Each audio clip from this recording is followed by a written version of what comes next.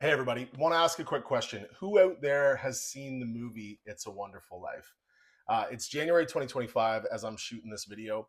I just wrapped up the Christmas season with my family, had the chance to rewatch the movie It's a Wonderful Life. And I got to say, some movies just never go out of style, just like some personality traits and some success traits also never go out of style. So that's what I want to shoot this video about today. I want to talk about 6 ways to live a wonderful life.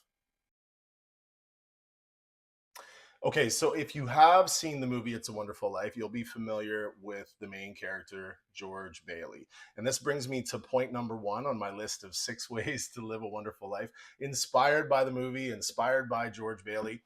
In the first little bit of the movie, you really get the sense that George has enthusiasm for days, right?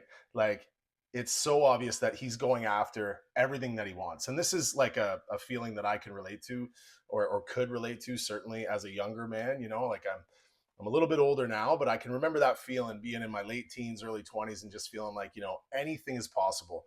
George Bailey in this film has enthusiasm and he's going after everything. He's going after the the entire world. He's going to travel the world. He's going to build businesses, and of course, he's going to chase down the spouse of his dreams. You want the moon? Just say the word and I'll throw a lasso around it and pull it down. Hey, that's a pretty good idea. I'll give you the moon, Mary. I'll take it. Super inspiring to watch how George approaches life and certainly how he approaches Zuzu Bailey in this movie. Spoiler alert, he does end up marrying her and in the end of this film, they do end up having the wonderful life. But, it took a lot of courage and a lot of enthusiasm to go after Zuzu in that way. Promising the moon is a big promise. Now, point number two that I'm going to speak to on six ways to live a wonderful life is to have a good heart and help others. In this film, George Bailey is a real estate guy. So another reason why this movie really resonated with me. And he inherits his father's business. And through, again, the first half of the film, you really get the sense that the people that he's dealing with are not just numbers on a spreadsheet. These people are human beings that he's, helping along in their own life's journey, right? So point number two on the list of 6 ways to live a wonderful life, and again, certainly inspired by George Bailey, is to have a good heart and help others in the best possible way. Okay, so we get it. George Bailey is a good guy. He's got a good heart. He's got a lot of enthusiasm. He now has the spouse. He's about to inherit his father's business. George Bailey's the good guy in this film. Now, enter the bad guy, Mr. Potter. Okay. Now, this guy is basically the Monopoly guy. He owns half a town. He throws his weight around. He treats his clients and the people of the city like numbers. And he's about to come for George Bailey's business. So this brings me to point number three on the 6 ways to live a wonderful life list. You've got to stand your ground when you come up against bad people and bad situations. And George Bailey does a great job of doing that in this clip right here. Remember this, Mr. Potter, that this rabble you're talking about, they do most of the working and paying and living and dying in this community. Well, is it too much to have them work and pay and live and die in a couple of decent rooms and a bath? Anyway, my father didn't think so. People are human beings to him, but to you, a warped, frustrated old man, they're cattle. Well, in my book, he died a much richer man than you'll ever be. Really love that point in the movie so much. I love a good FU moment, especially when it comes from the little guy up the chain to the big guy. George Bailey literally wasn't having it in that situation. And he was standing his ground and he was being great where he stood. Mr. Potter had all the leverage, but Mr. Bailey had faith and enthusiasm, and he has a good heart, and he's going to help others. He's going to do the right thing, even when it's hard. And I really admire that about George Bailey. So that brings us to point four. And just after that point in the movie, I should give a little preface here. Mr. Potter literally comes after George Bailey's business. He's coming to take his family-owned real estate business, and the people of the town start to panic. They want to know what's going on with their money, with their homes, with their real estate. And this brings me to point number 4 on the list of 6 ways to live a wonderful life. You've got to remain calm in the storm. Check out this clip of Mr. Bailey calming down his clients and calming down the community and giving perspective to what exactly is happening between Mr. Potter and his business. Can't you understand what's happening here? Don't you see what's happening? Potter isn't selling, Potter's buying. And why? Because we're panicky and he's not. That's why. He's picking up some bargain. Now, we can get through this thing all right. We've got to stick together, though. We've got to have faith in each other.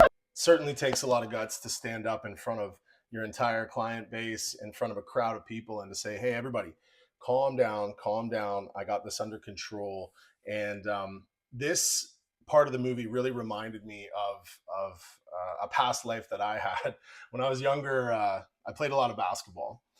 And I heard a coach one time talk about the difference between a hands down player and a hands up player. So what do I mean by that? I mean, when you're playing basketball and say there's a bad call in the game, there's really 2 ways to handle it. You know, there's the player that says, hey, everybody stay calm, which I'm going to propose is what you want to be.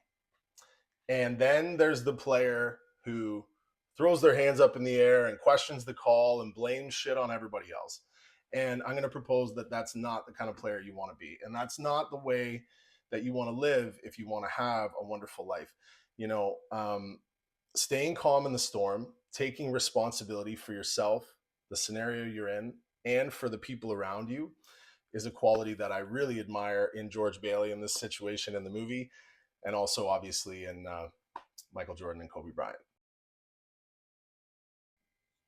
Okay, so George Bailey's doing all the right things. He's got the enthusiasm. He's got the good heart. He's helping the people of his community. He's standing his ground against Mr. Potter, who's really taking a run at him to take his business. And he's staying relatively calm in the process. He's keeping his community, his clients, and himself calm. Now, towards the end of the movie with It's a Wonderful Life, Mr. Potter really gets George Bailey in a corner. He's got him upside down by about $8,000, which in the 1950s would have been a whack load of money. And, you know, George Bailey's really at the bottom, you know. And here's the truth about any pursuit that's great. If you're pursuing extreme highs, you should absolutely expect to encounter extreme lows. And that brings me to point number 5 on this list of 6 ways to live a wonderful life. You got to trust the process. You know, this is something that I talk about with my team and a lot with my clients in real estate. You know, it's a pretty high stress business. And, you know, everybody wants the end result, but very few people want the process. And that is such an important point, because you've got to be able to recognize when you're in the process, like when you're actually fighting the good fight and it's worthwhile. You know, extreme lows are often relative to extreme highs. So like I said, Mr. Potter's got George Bailey upside down by about $8,000, and he's shaking in his boots. He's toweled up and he's at the bottom. And again, point number 5 on my list of 6 ways to live a wonderful life is to trust the process. You know, everybody wants the result, but few want everything that comes with the result. So I really admire George Bailey for hanging in there and coming out of this. One way you can help me. You don't happen to have $8,000 on you, do you? Oh, no, we don't use money in heaven. Oh, yeah, that's right. I keep forgetting it. Comes in pretty hand on here, bub. Oh. All right, we're coming to the end of this list of 6 ways to live a wonderful life, obviously inspired by the movie It's a Wonderful Life.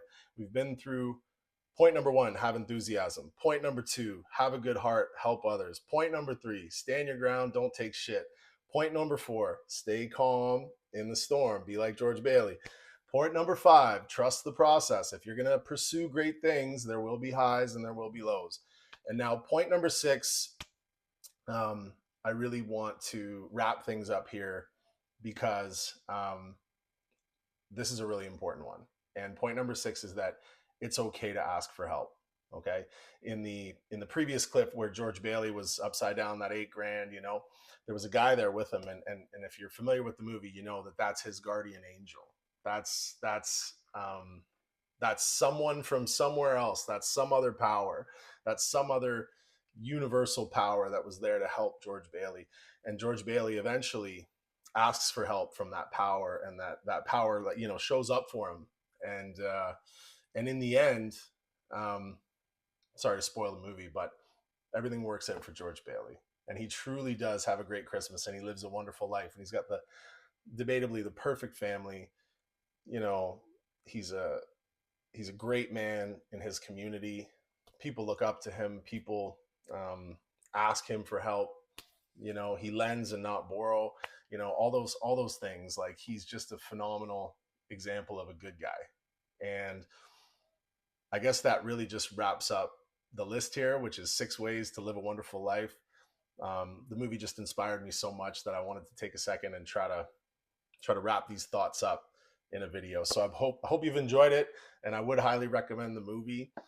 And if you follow these 6 ways, which I'm trying to follow right now, I'm actually trying to live these traits right now by shooting this video and taking time out of my day to splice together videos off YouTube. You know, I'm really trying to live a wonderful life. And that doesn't mean that I'm going to succeed all the way, but at least I'll be on the path, you know. And the final clip that we'll show here today is that if you want to be the richest man in the world, it's actually got very little to do with money. All right. Thanks for watching. To my big brother, George, the richest man in town.